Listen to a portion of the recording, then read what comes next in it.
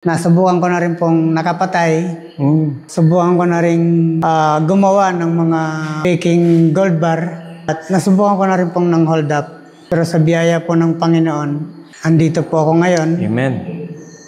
Para makasama sa gawain ng Panginoon. Okay, Pastor. Tell me your testimony po kung paano kayo nakakilala sa Panginoon, ano yung background nyo dati.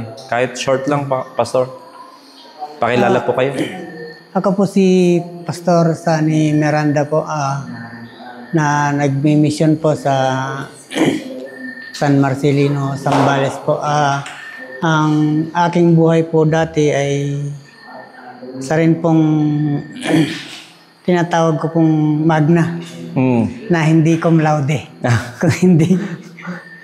Kaya yun po yung kon ko na sa kabila po ng mga masalimuot na buhay, ay andyan po yung Panginoon na handang tanggapin po tayo. Bagamat tayo po ay makasalanan. Actually, sa buhay ko po, kung kukwento po natin, ay mas mapapahaba po tayo. Kaya, yan po, na naging buhay ko ay nasubukan ko na rin pong nakapatay. Subukan ko na rin gumawa ng mga faking gold bar. At nasubukan ko na rin pong ng hold up. Pero sa biyaya po ng Panginoon ay andito po ako ngayon. Amen. Para makasama sa gawain ng Panginoon. Kaya salamat po sa ginamit ng Panginoon si Pastor Luigi. Amen. Bagamat actually masama po yung loob ko dati sa mga ganyan dahil sa kon ko po nung unang po dahil siya yung unang na-save sa amin. Pag dumarating siya, lagi akong nagagalit sa asawa ko dahil yun nga, dahil yung mananampalataya siya pero wala siyang service, wala siyang magandang buhay. Kaya nagagalit po ako sa miss ko. Sinasabihan ko po yung miss ko na yan na naman yung kapatid mo na hihingi ng pera. Yan na naman, gagamit na naman ng motor na hindi naggagas. Kasi nakakukuhan ko po yun dahil po sa, gaya po yung kanina po na, dahil po sa pera, nabulag po tayo. Pero dahil po sa biyaya ng Panginoon, ay ipinagkaloob po sa atin ng ating Panginoon yung pagkakaroon ng pananampalataya. Amen. Kaya nung nagsishare po, actually hindi po ako yung sinisharean ng gospel. Meron po sa bahay ko, dahil yung bahay ko po ay nasa tabi ng daan, meron po silang sinisharean sa terrace. At yun nga po, nabang nasa loob ako, naninigarilyo,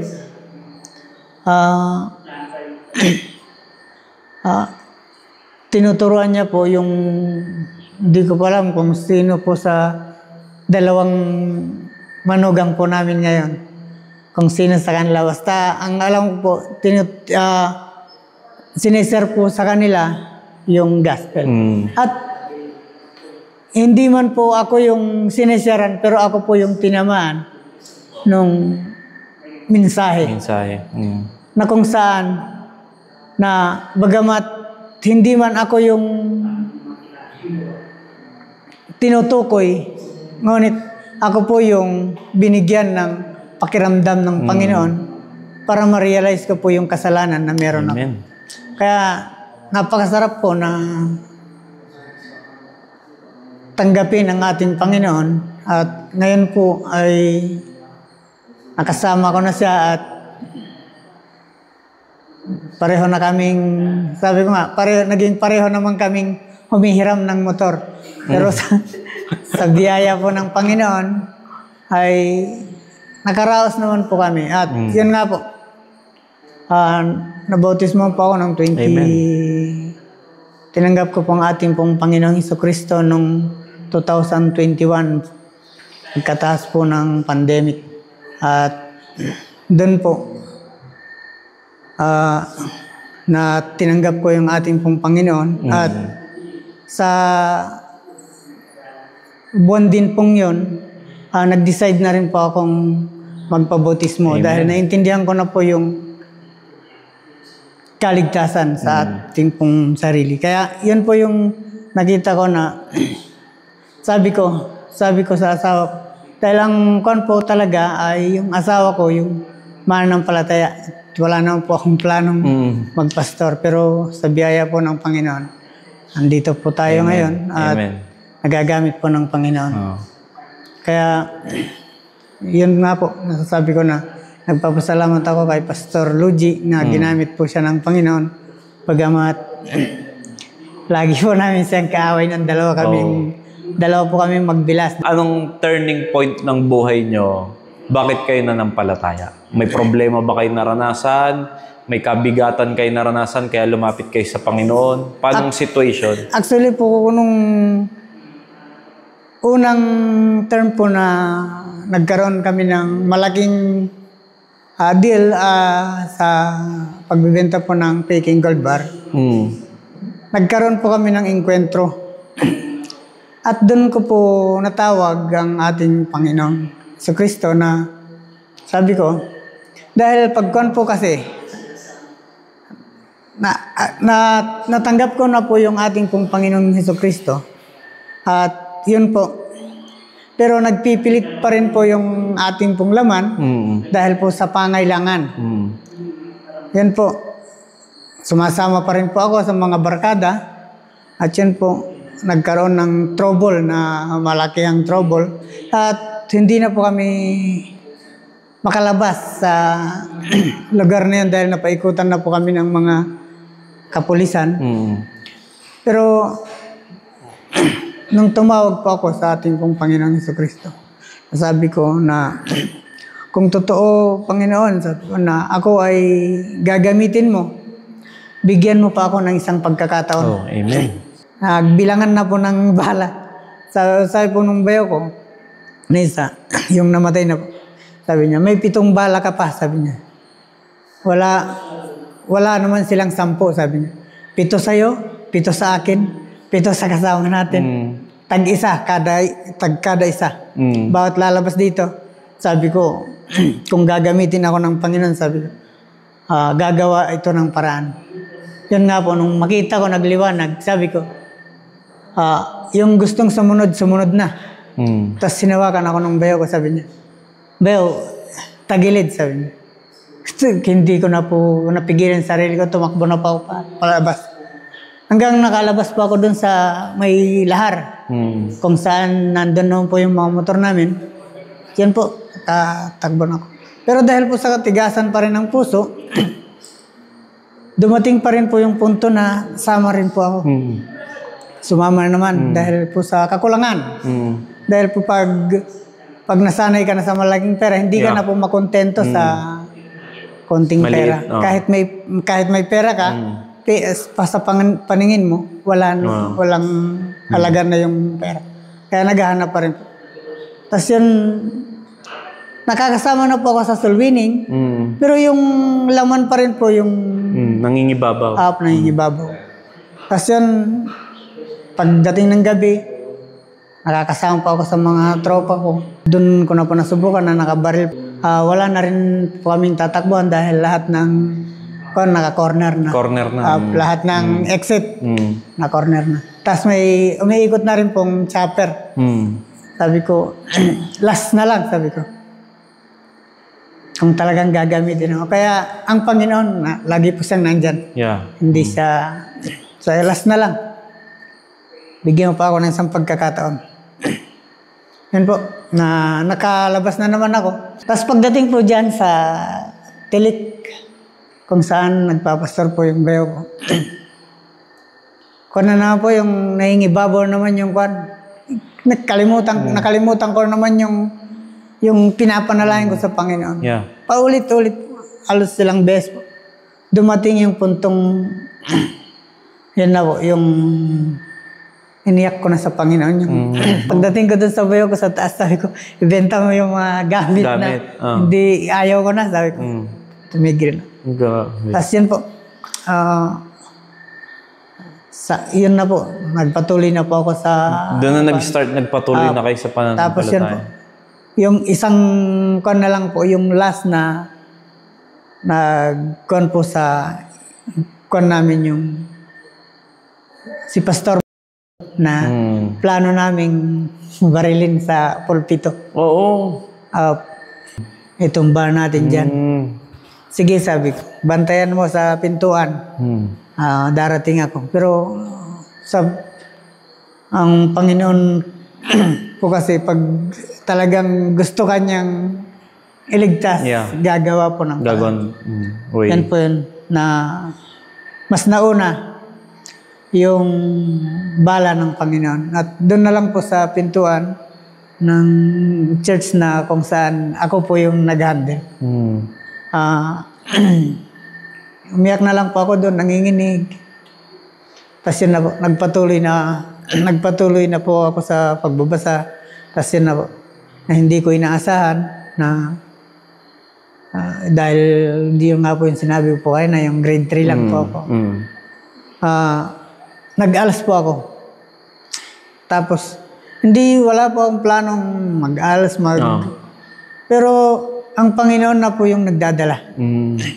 Hanggang napasok na po ako sa Bible School sa... Wow, amen.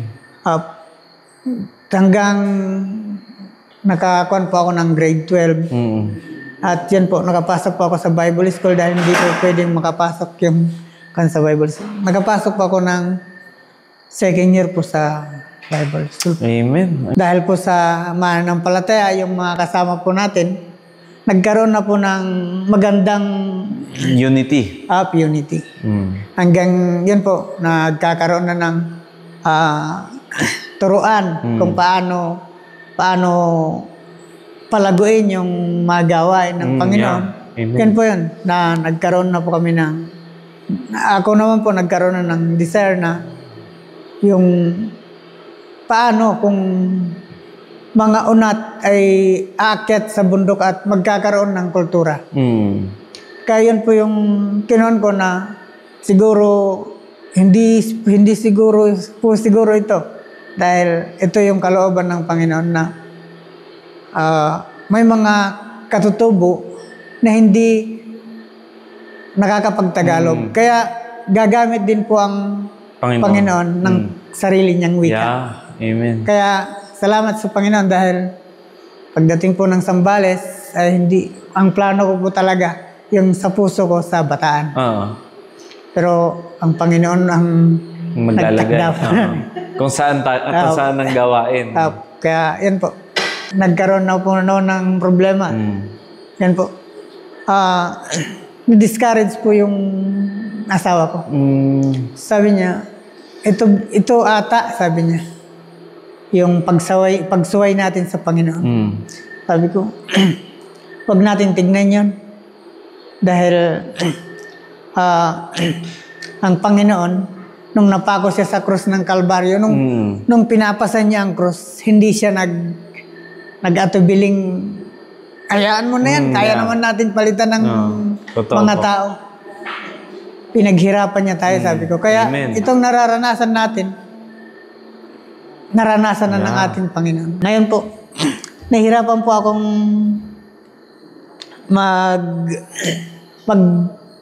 mangaral sa lugar na yun.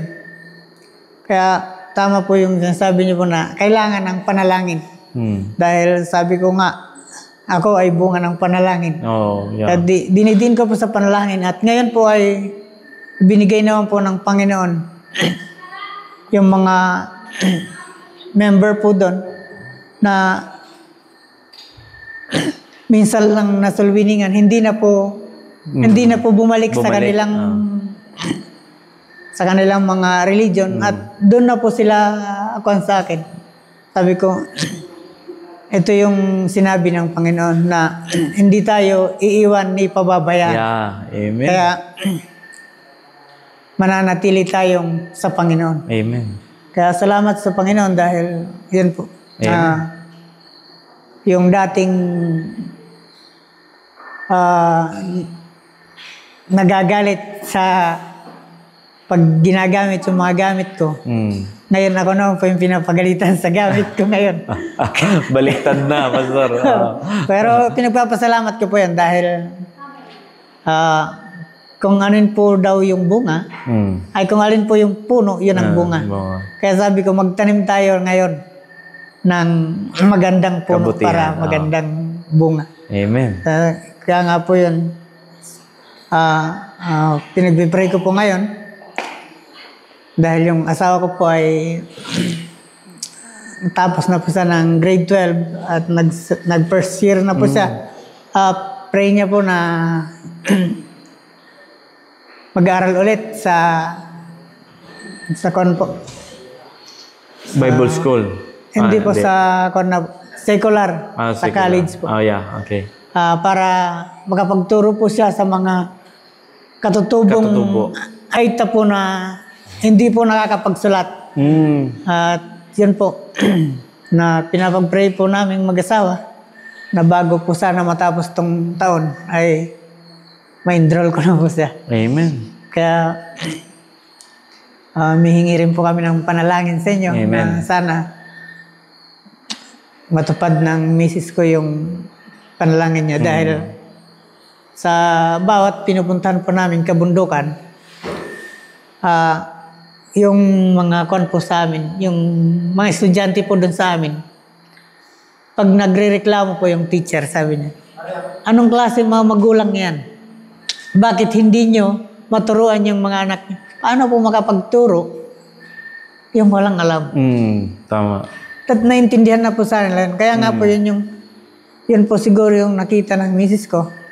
Nakakulangan sa tribo ng Aita. Kaya nga po ngayon, yung mga ibang nandun po sa amin, tinuturuan na po namin magsulat ng pangalan, magbasa, magbilang. At yun nga po, na sana ay matupad po yung prayer niya. Amen. Prayer namin mag-asawa para mas lalo pa pong lalago yung pinagkatiwala po ng Panginoon yung sa ministry. Amen. Praise God. Salamat po. Okay, salamat Pastor sa inyong testimony.